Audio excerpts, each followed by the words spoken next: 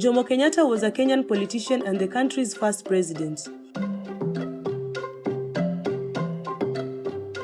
He played a crucial role in Kenya's struggle for independence from British colonial rule, and his legacy continues to shape the nation's history and politics to this day.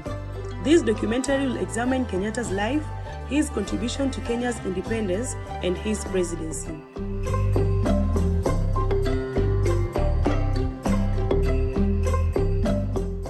Jomo Kenyatta was born in Gatundu, Kenya in 1891 during the colonial period when Kenya was under British rule.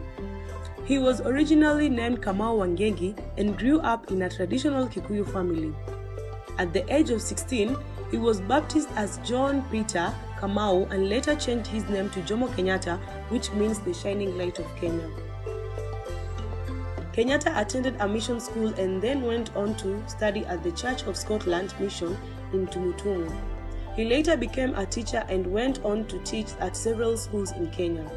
In the 1920s, Kenyatta became involved in politics and began advocating for Kenyan independence from British colonial rule. He joined the Kenya African Union, KAU, in 1944 and was later appointed as the president of the organization. Jomo Kenyatta led the Kenya African Union in its struggle for independence, which included protests, boycotts, and strikes.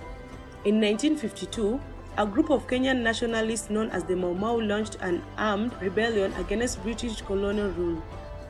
The British responded with force, and the rebellion was eventually suppressed.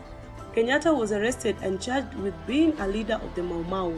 He was imprisoned for several years, during which time he wrote a book called Facing Mount Kenya, which has since become a classic of African culture. In 1960, Jomo Kenyatta was released from prison and allowed to participate in the negotiations for Kenya's independence. He led the Kenya African National Union, KANU, in the negotiations, which resulted in Kenya becoming an independent nation on December 12, 1963.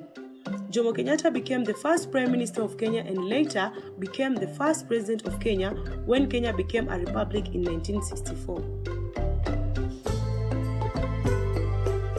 As President of Kenya, Jomo Kenyatta implemented policies aimed at promoting economic growth and development in Kenya.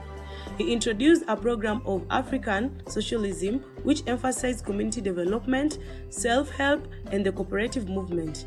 He also introduced policies aimed at promoting education, health, and housing in Kenya. Kenyatta's presidency was not without controversy.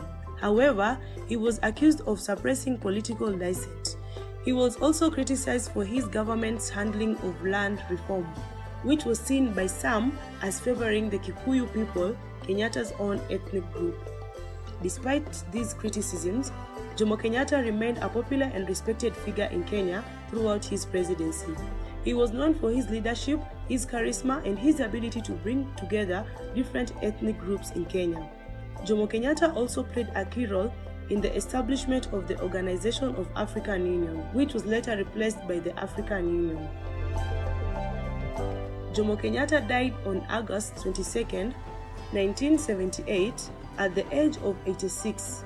His death was met with widespread mourning in Kenya, and he was remembered as a visionary leader who had played a key role in the struggle for Kenyan independence and in the development of modern Kenya.